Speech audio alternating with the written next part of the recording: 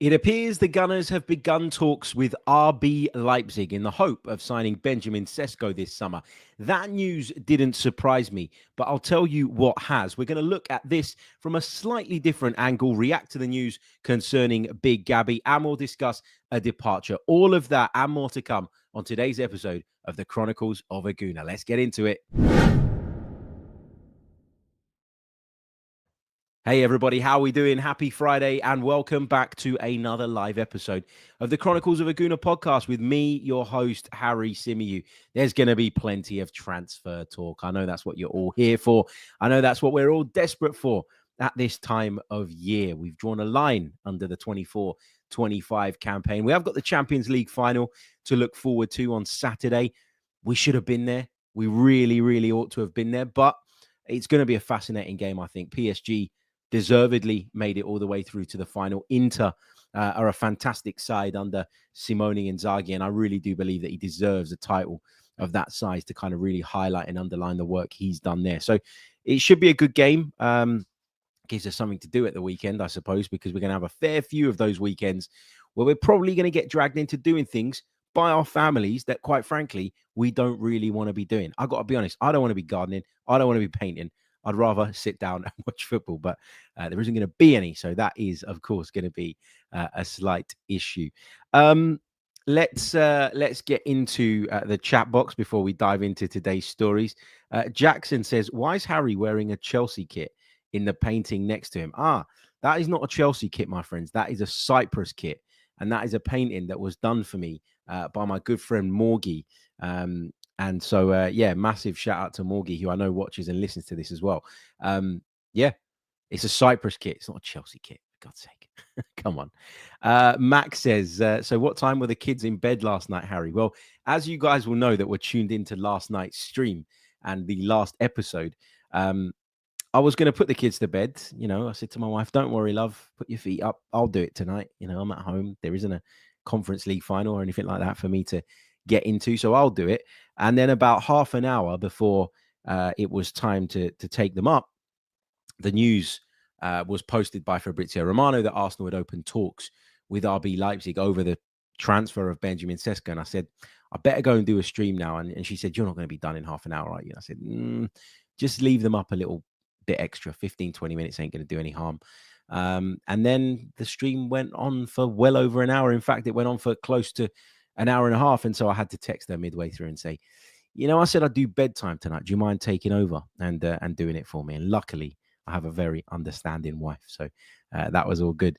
But look, lots to get into today. So let's do it. There's already 300 of you watching us, which is incredible. If you haven't done so already, leave a like on the video, subscribe to the channel. If you are new and if you're listening on Spotify or Apple or whatever, get involved. You can also support us on Patreon, but I'll tell you a little bit about that later on in the pod. Let's start with the news of a departure. It appears that Marquinhos will be leaving Arsenal to join Cruzeiro on a deal that will keep him there until 2028. So he's been out on loan for some time. It's been clear for a while, I think, that Arsenal were looking to move Marquinhos on. Look, when he first arrived at Arsenal, there were glimpses, weren't there? There were flashes that, you know, maybe this guy could turn out to be quite a decent squad player. I think it was a very low risk, potentially high reward transfer that has turned out to be low risk, low reward. But when you make transfers like that, and when you know, sort of really do, you know, scour the globe and the earth, and you find players that, you know, you think could make it, and they cost very little, you don't mind taking those risks and those gambles, because if you sign 5 of them and one of them turns out to be a success either at your football club or one that you can generate a decent amount of money for, then you're evens again, right? So I haven't got a problem with Arsenal taking those kind of chances. I think it's been clear for a while, though, that Marquinhos doesn't really have a future at Arsenal. Delighted for him that he gets to join Cruzeiro. You know, he gets to go back to, well, he was there anyway, but he gets to be in his native Brazil. And I think that's a decent move for him and a decent move for us. I've got no details on how much that deal is worth. You know, we might end up getting nothing for Marquinhos, but whatever it is, as I say, it was such a low risk deal. when we brought him into the club. I don't think anybody's going to be losing any sleep over that. I think it was probably the priority to get him somewhere, get him playing football, rather than sort of trying to turn a profit, which I think by this point had become almost impossible. Let's talk a player that definitely isn't departing now. Another Brazilian, but this one is staying by the looks of it. Sammy Mokbel reported last night that Arsenal are in advanced talks with big Gabriel Magalhaes over a new contract. The agreement is close, and that is excellent news because for me, he was our player of last season. I know he missed the end because of injury, but I genuinely thought he was Arsenal's best player for most of last season. He was really, really impactful at the start of the campaign, especially from set pieces, and really contributed at the sort of opposition end of the pitch, but also just defensively, he's just become better and better. He improves for me year upon year. He's become one of this team's most prominent leaders. And I think it's really, really important that we move to secure his future. We knew that Arsenal were aiming to do this. We knew that Arsenal were in discussions and hoping to take this forward. But now we know that it is very, very close to being done. And I'm over the moon about this. I think I've talked about this before. I've sort of touched on it briefly in recent shows. But I think for me, there's been a lot of talk, hasn't there? Like, what do we do with Mikel Arteta if we don't win this season coming? And, is he really under pressure because of what happened in the season that's just gone and all the rest of it, and the fact that we didn't bring home any silverware? Listen, all of those are valid opinions to have. I won't shut them down, but I do think football analysis needs to be a little bit deeper than that. And I think when it's time for a manager to move on, I think you get a feeling. I think I think you get those kind of sliding door moments where you look and you go, yeah, this is over. This ride is not continuing anymore.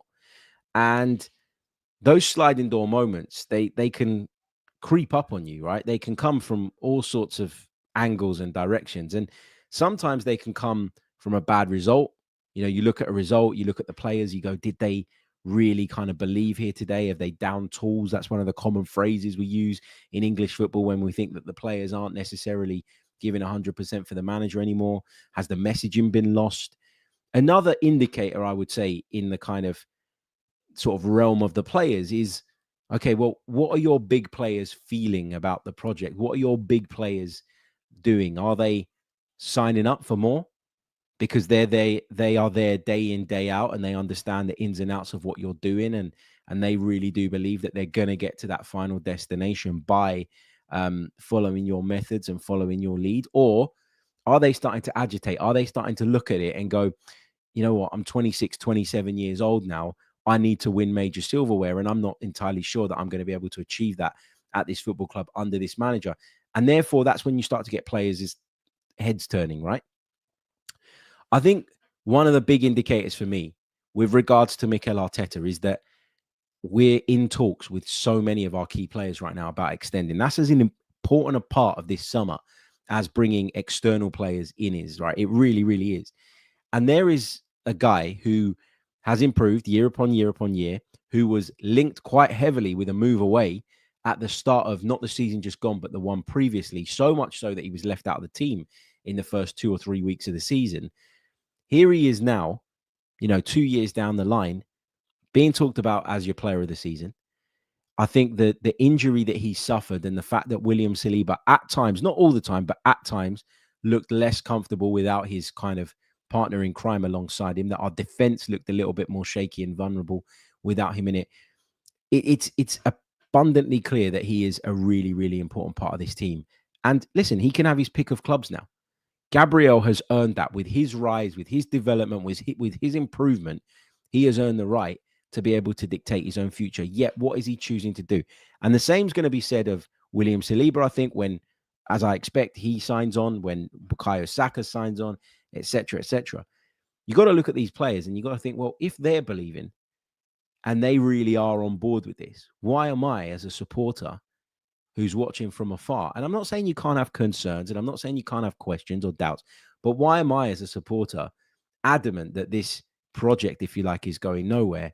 Yet those that are living and breathing it, that are in and among it every single day, well, they're quite confident in it, because if they weren't, they'd have their picker clubs and they'd be able to move on to, in quote marks, bigger and better things.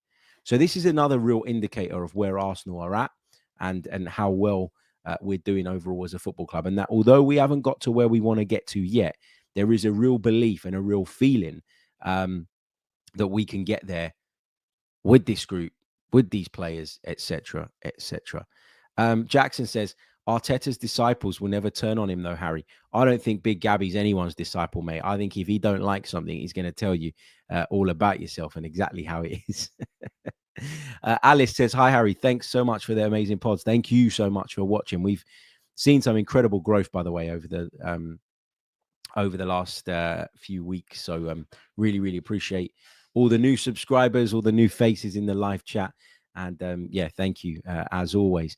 What else have we got in the live chat? Just going to pick out one or two more. Samus says, exactly, Harry, people want in football to be involved with us. Yeah. And you know, you think about, look, we're close to signing Martin Zubimendi, right? A player that so many clubs were looking at for such a long time, that Liverpool were desperate to sign last summer, only for him to kind of reject them at the last minute.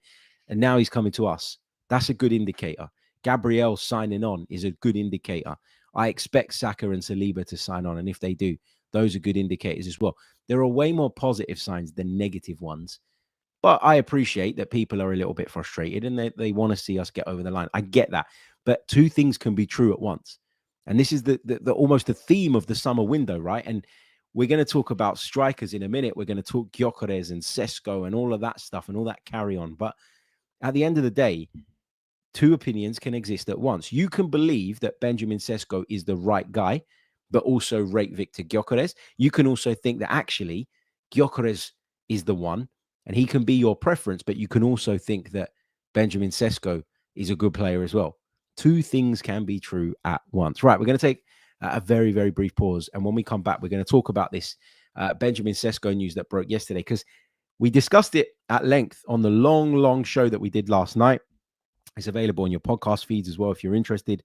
But today, I've woken up looking at it through a slightly different lens. And actually, I'm quite surprised by some of the reaction to the news that we've had since it broke yesterday. So let's get into all of that right after this short pause. You're listening to the Chronicles of a Gooner. Like and subscribe. That's right. You heard the lad. Like and subscribe. You are listening to the Chronicles of a Gooner podcast. Before we continue, there's 750 of you live with us on YouTube right now. We're only 12 minutes in, but we've only got 80 likes on the board, guys. Come on, hit that like button. It really, really does help. Can we get to 1,000 likes on today's video? If we can, I'd be over the moon, because we're slacking in that department just a little bit. But look, let's react then to that Benjamin Sesko news. So just to recap, for those of you that haven't had a chance to watch back or listen back to the latest show that we did, Benjamin Sesko is wanted by Arsenal. Fabrizio Romano reported last night that Arsenal have begun, and I quote, concrete talks with RB Leipzig over the potential transfer of the Slovenian forward. There's been a lot of talk about what that price point is. We don't know, in truth. We heard a sort of report yesterday that said that Arsenal would have to pay £93 million to sign Benjamin Sesko. I am very, very adamant that £93 million figure that was bandied about is inclusive of transfer fee, salaries, agents' fees, all the rest of it. There is no way that Arsenal pay £93 million. And here's why. The guy has a release clause for significantly less than that. So why the hell would you voluntarily pay an extra however many £1 million it is to get him? It's unnecessary. It's like, do you remember when we tried to sign Luis Suarez? Do you remember that whole debacle? And Arsenal made that offer of £40 million and £1 because we believed that there was a clause in place that was anything over 40 million, and it all became a whole messy situation, and we were mocked for quite some time about it. I understood why people mocked us, right? Because it's football and there's banter and there's tribalism and all the rest of it. But I always used to look back at it and go, would you go into a shop, see the price of something and voluntarily pay the cashier more than the price that is advertised? You wouldn't, would you? So why would Arsenal go and pay £93 million for a player that has from what we understand, roughly an 80 million euro, not pound, euro release clause. There's a significant difference between those two figures. 80 million euros is about 67.5 million quid. So you're talking about paying 25 million quid more just because what? Well, you don't have to. There's a release clause. It makes no sense to me why people have fallen into the trap of believing that and are making such a big deal of it. But look, we did the show last night, and we talked all about Benjamin Sesko. We got lots of opinions, lots of takes on it, and where I was a little bit shocked. In fact, I was very shocked. Was how many people were really kind of negative and downbeat about the idea of Arsenal signing Benjamin Sesko. For years, we've been looking for this huge centre-forward statement signing player that can come in and take this team to the next level. And we've bemoaned the club for not spending the money required to go out and get that player. Here we are now, opening talks. By the way, the window isn't open yet, so we're being proactive. We're not leaving it till the last minute. Here we are being proactive, trying to do a deal for a player that we've been courting for quite some time. And everybody's upset about it. Like, as I touched on a little bit earlier on, I would pick Victor Gyokeres, me personally. But as I say, again, two things can be true at once. I like Victor Gyokeres. I also think Benjamin Sesko would be a good sign-in. Now, I'm not the one making the call, but it's not like we're talking about one striker that would completely change the game for us and take us to a whole new level, guaranteed, and another striker that is rubbish. Like, we're not in that situation. So it's strange to me that people have kind of been so strong in their views and in their opinions of this. You know, I think that Benjamin Sesko is not quite the finished article yet. I think he's got room to grow. I think he will develop. I think he will improve. And I think everything that Arsenal do, generally speaking, or most things that Arsenal do, is with a view to the future as well. We are a club that wants to operate a self-sustaining model. Whether you like that or I like that is completely irrelevant. That's the way that we do things. That's the way that we do business. So I can understand why they're looking at him. And also as well, you know, Fabrizio Romano went on to say that in May 2024, Arsenal approached RB Leipzig about the potential of signing Sesko and were rebuffed. Then the then the winter window came along, January. And again, we tried and it didn't happen. You know, they weren't willing to let him go at that time. Fine. We walked away again. We kept our powder dry in the last two windows, assuming, because we really do as a football club believe that this is the guy. I'm not sure that I would have done that and I would have held my nerve, because I felt like particularly in January we were desperate and I might have pivoted. But Arsenal have been very clear in their vision here. They want this guy. They're going to try and make it happen this summer. Does that not give you reason to be encouraged? Like, I mean, the way I look at it, look, not every club's going to get every signing right. So knowing that Arsenal have been looking at him for some time and approached them at the start of last summer and then in the winter, it doesn't definitively tell me that he's the right guy. Like, you know, I've got my doubts and concerns, and, you know, I think he will be the guy in time, but I've got my concerns about how long it's going to take him to get there. But at least Arsenal have a plan. At least Arsenal have, you know, a target that they've been looking at for some time. And you'd assume that that means that they're completely convinced. So sometimes you have to just defer to the experts and go, well, maybe they know something that we don't. He's obviously going to cost more money than Victor Gyokeres as well. So if he's going to cost more money and Arsenal still want him, if they've looked at him for multiple seasons and they still want him, there comes a time where I will probably go, having expressed my opinion, which I have very strongly, Gyokeres is the one for me. There is a point where I probably go, let's see what they come up with then. Let's see how this works. Let's see how they do it. Let's see what happens. So yeah, it's an interesting one. But I was shocked, I got to say, by some of the reaction last night, because I'd always assumed, and maybe wrongly, in the lead up to last night's show, that it was a kind of 50-50 split. And that gave me encouragement that, you know, whichever one of these two players we managed to get, whichever one of these two players we were able to bring in, it would be fine and it would be okay, because, you know, there is a real belief in those players from, you know, from the fan base, whether that's 50% on Sesko, 50% on Gyökeres, 60-40, whatever. It felt like there was enough belief in both of them that any of those two signings would go down quite well. Actually, what last night brought to light for me was that there's going to be a hell of a lot of pressure on Benjamin Sesko if he does come in, because so many people are not convinced by it. And I don't like that. I don't like the fact that we're creating an environment whereby this young striker who's got potential is going to come in and we're going to scrutinize every little detail. I do really and truly believe that part of the reason that Arsenal maybe feel comfortable in going after Benjamin Sesko, maybe rather than Victor Gyokeres, because they believe that his ceiling is higher, assuming that's the case, is because they have Kai Havertz there as well. Now, I know that I'm going to get killed in the comments for saying this. I know people are going to start having a go at me. I know this is not a popular opinion. I know that not everybody of an Arsenal persuasion is convinced by the German, but I think having him there and having seen him perform very well as a centre forward in the season just gone, up until he picked up an injury, said it a million times, he was on course for a 25-goal season. I think that gives Mikel and Arsenal encouragement that if they do go for the kind of slightly rawer, less developed striker who they think has a higher ceiling, he can have time to adapt and to mold into the player that we want him to be, because we've got this very experienced Kai Havertz there who can share the role with him, share the burden, share the responsibility. If Sesko comes in, I think he shares the role with Kai Havertz, at least in the first 6 months. I don't think it's a case of Sesko in, starts every single game, every single week, plays every single minute.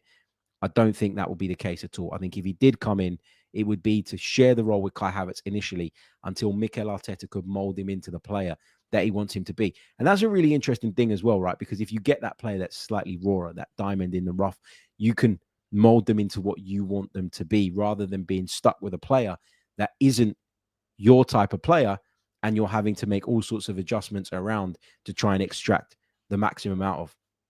I'm not saying that this is what I would do. Let me be clear. I'm not saying that I agree with all of it. I'm just trying to think about it from a different angle.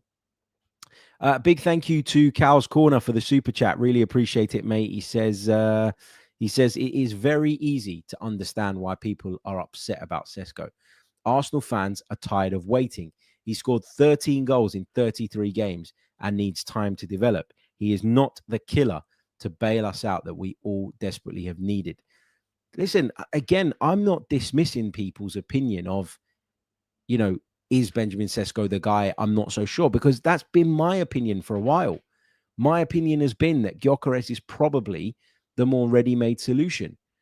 But if we do go on and sign him, what are we going to do? Are we going to turn up at Emirates Stadium and moan and groan every time he loses the ball, or moan and groan every time he misses a chance, and create that kind of toxic atmosphere at the place that I feel is behind us, because that made the environment of Emirates Stadium very, very difficult. You think about how many games we've lost at Emirates Stadium in the last 3 years, comparatively to the years prior to that, where the atmosphere was much more positive, where everybody was much more on board.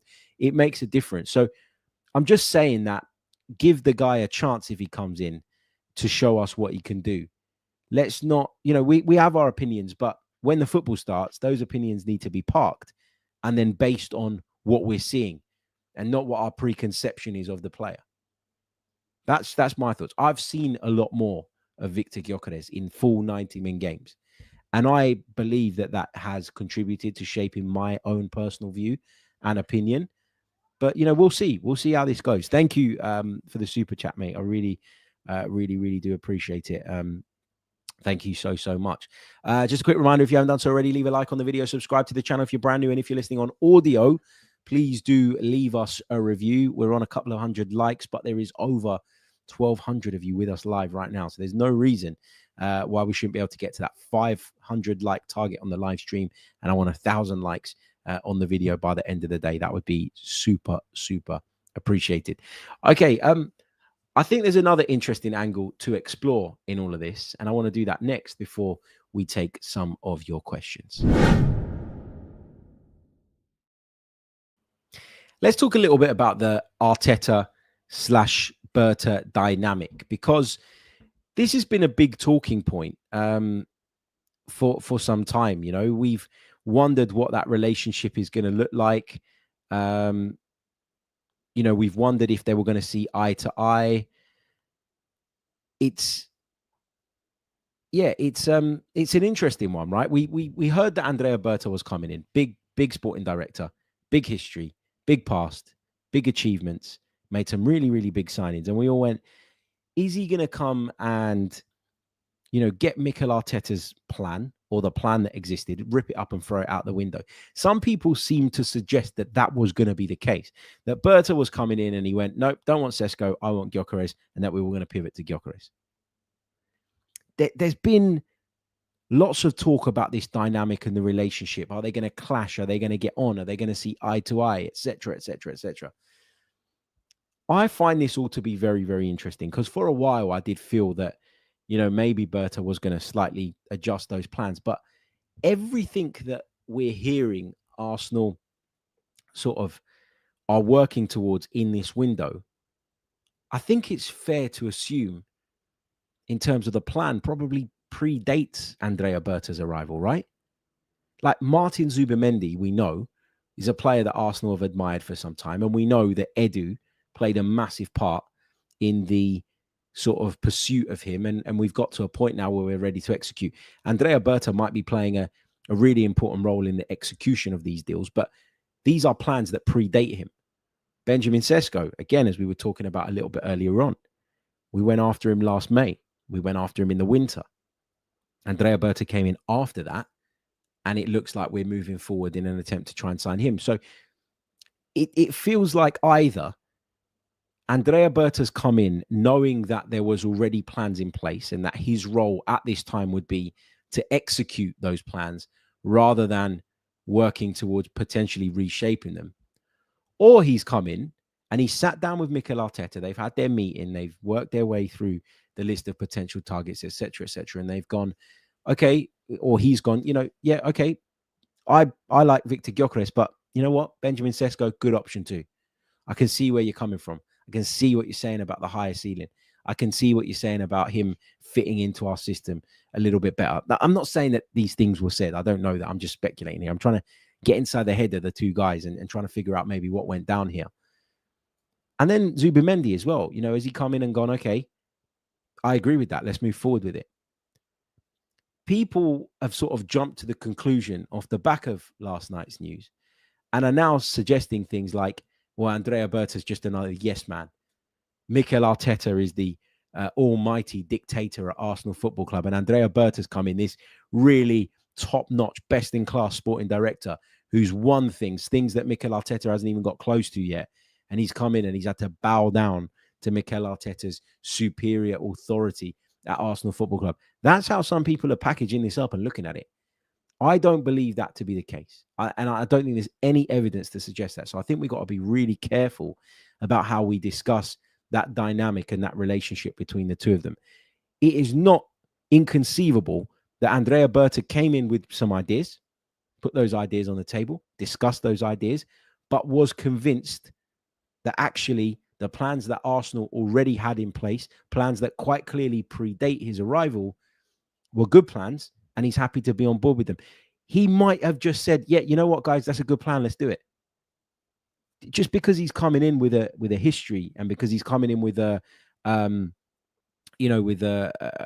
sort of reputation, it doesn't mean that he's coming in to smash everything up and start again. And we talked about this a lot when he first arrived. There's a fine line when you're a sporting director between steering the ship in the direction that you want and making sure that things are going the way you want them to, and that you're doing business that you approve of and you see fit.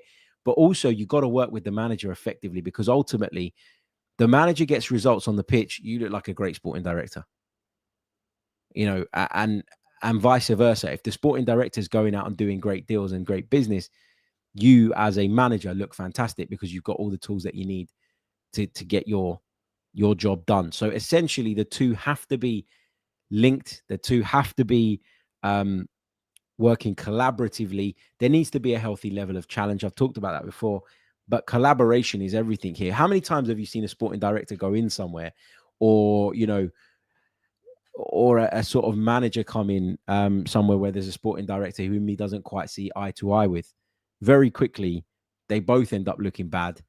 More often than not, it's the manager that gets sacked first, but it's in their interests to work together, is the point I'm trying to make.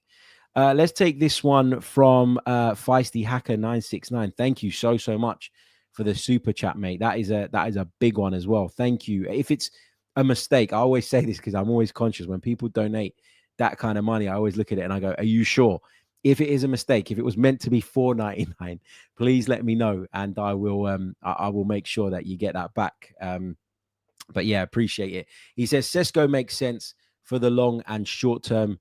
Even Gyokeres would need time to adapt to the league, and Isak isn't available. Let's support the deal. Great work on your channel. Thank you so much, mate. Yeah, look, I think I said it. I've got my kind of my view, my opinion on the striker situation, but let's see what happens. Let's see what happens. You know, people have jumped to silly conclusions before and ended up with egg on their faces. So let's just see what happens. Let's see what happens. Feisty Hacker says, not a mistake. Thank you so much, mate. Really, really do appreciate that. You're a legend. Thank you so much. Okay, should we take your questions? Shall we take your thoughts from the live chat for the remainder of the show? I'm mind blown, by the way, by how many of you are live with us right now. Thank you for the support. Let's keep those likes coming. Subscribe to the channel if you haven't done so already, and we'll be back in just a mo. My coffee's gone cold. I've been talking for such a long time. Half an hour of pure ramble here on the Chronicles of a Gooner podcast. Let me just clear my throat. Bloody hell. It's been one of those mornings. Hay fever is bad today, by the way, for those of you that suffer from it. High pollen levels. Did check it out this morning. Okay, let's get questions. Let's get thoughts from the live chat. Jack says, Harry, I've watched a lot of games of both. Sesko's a great talent, but he's still very raw. Gyokeres is better right now, but Sesko will be better in the years to come. Becco says, Harry, these people that are saying Sesko isn't ready, do they know that Isak had scored 9 goals the season before going to Newcastle? Never scored more than 17 goals in a league season for Real Sociedad.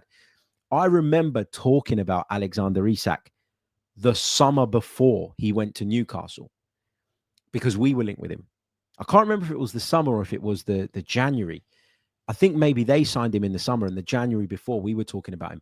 And I remember saying, look, his release clause is high and it's a big risk and a big gamble because of what sort of we'd need to pay to get him in. And there isn't really that body of work and that evidence. Okay, Newcastle got him for less than that in the end. I think they paid around about 60 million, which was 10, 15 mil shy of what we'd have needed to pay in the January to sign him.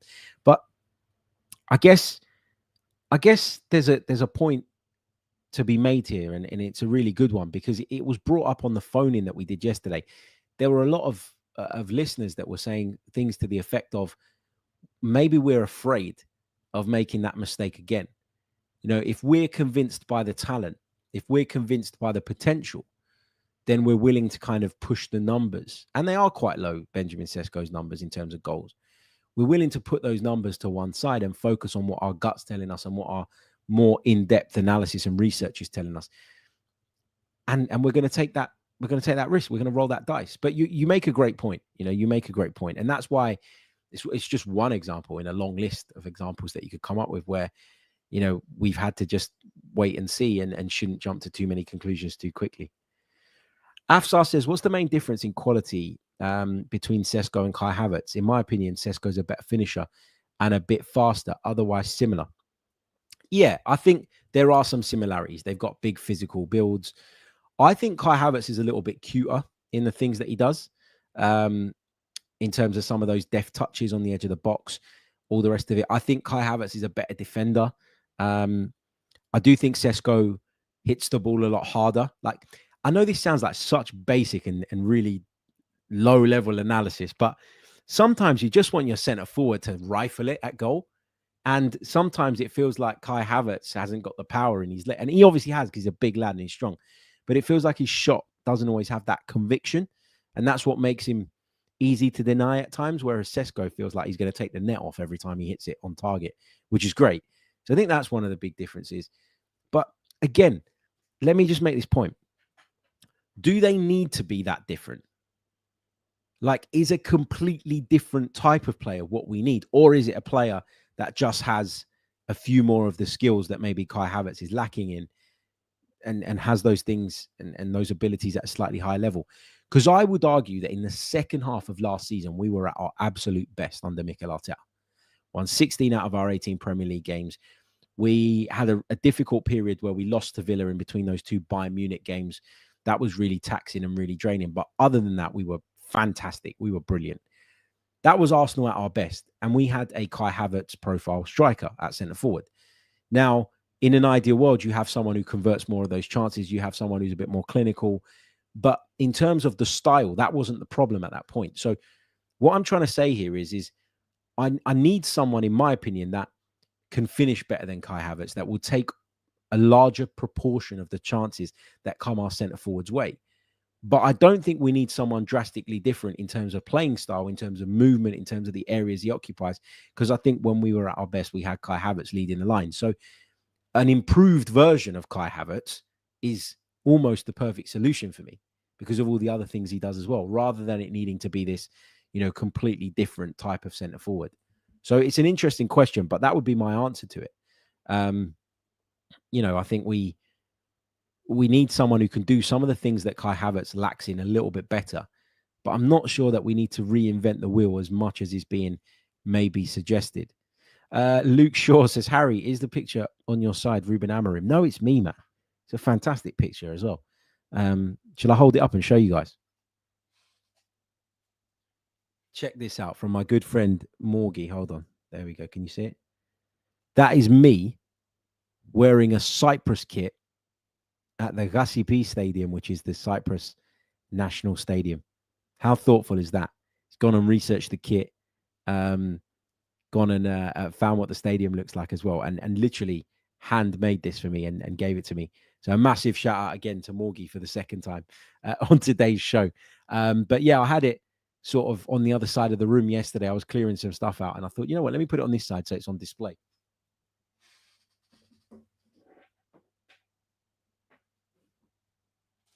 There we go. Had to be careful putting that back, make sure I didn't drop it. Right, let's go through the live chat and pick up some more of your comments and questions. Ian says, does Sesko improve Arsenal in the box? Arteta has emphasized this. The stats show this. Is Sesko the right option? Or is this another strong, big dual winning player, a prototype signing of Arteta? Well, I think it's interesting because I think in the box is obviously where he does his best work. But when you're that powerful a runner as well, which he clearly is, you can stretch teams too. And I'm looking at Benjamin Sesko and I'm trying to look at it through the lens of what can this guy be rather than what is he today? Because Mikel Arteta will mold him. He will adapt him. He will change it. He will do that because he does that with a lot of players. How many centre-backs have we brought in that are now full-backs? How many sixes have we brought in that turned into eights? Declan Rice being the case in point.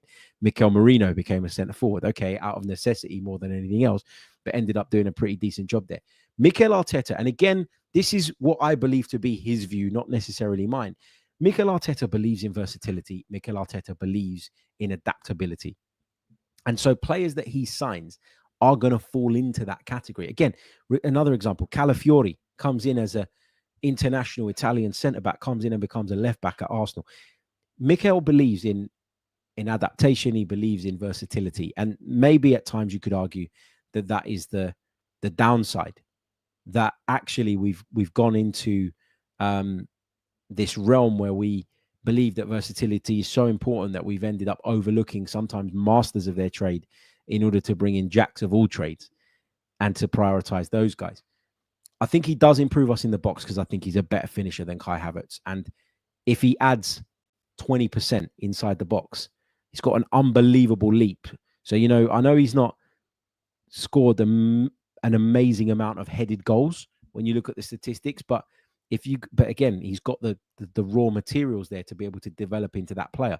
When you're facing those low blocks, if you can stand it up at the back post and Benjamin Sesko is going to hang in the air the way he does, you've got a great chance of making things happen again. So yeah, it's going to be really interesting to see how it works. And it's going to be interesting to see how players kind of adapt and change their games to work in and around him as well. All of that's going to be really interesting if, and it is an if, because we haven't got anywhere near doing this deal, by the way. I know we were talking about it like it's done, but if, of course, he comes in. Let's take a few more of your questions and thoughts from the live chat. Someone said in the chat, we need a Filippo Inzaghi type of striker. As someone who grew up absolutely loving Italian football and running around his living room doing the Filippo Inzaghi celebration when I was a kid, I get where you're coming from, but I don't think a Filippo Inzaghi gets anywhere near as much joy in a team like Arsenal nowadays as they would have done back then. I think for me, as a centre forward, you need to be physical and powerful enough to deal with really physical and powerful centre halves, and you need to be able to occupy those guys. I feel like someone like Filippo Inzaghi in the modern game in the Premier League, and I know he was really clever and really smart. I'm not trying to take anything away from him. He's an unbelievable footballer, managing down in Serie B now, but fantastic footballer in his day. I think that in the modern game, being someone who kind of hides in the shadows and pops up at that moment and sort of shows himself to be a killer is great, but I don't think it's enough anymore. I think you need to be able to stretch teams. I think you need to be able to hold the ball up. I think you need to give your team more than what Pippo Inzaghi or that type of striker would give us right now. And in Sesko, if you can get him finishing those chances, taking those chances, occupying the right spaces, but offering us so much physically as well, then we're onto a winner. I mean, again, look, we've talked a lot about Kai Havertz over the years, haven't we? Because he's been a controversial figure in the eyes of a lot of people. But one of the things that I talk about quite a bit is what he gives us defensively from set pieces. Benjamin Sesko would give you that too, because he's bloody huge.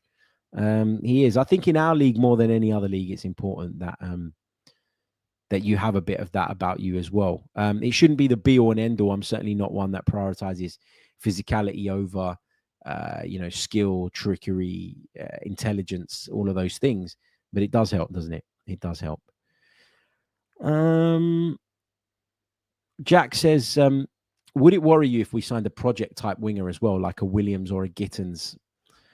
Yeah, I mean, I think on the Sesko thing, just very, very quickly to kind of circle back and link it to your question, I think the way that that's viewed is going to be dependent on what else we do in attack. If we go out and get Rodrigo, for instance, I don't think we will, but if we did, then you'd look at it and you'd go, okay, well, now we're cooking. Now we're talking.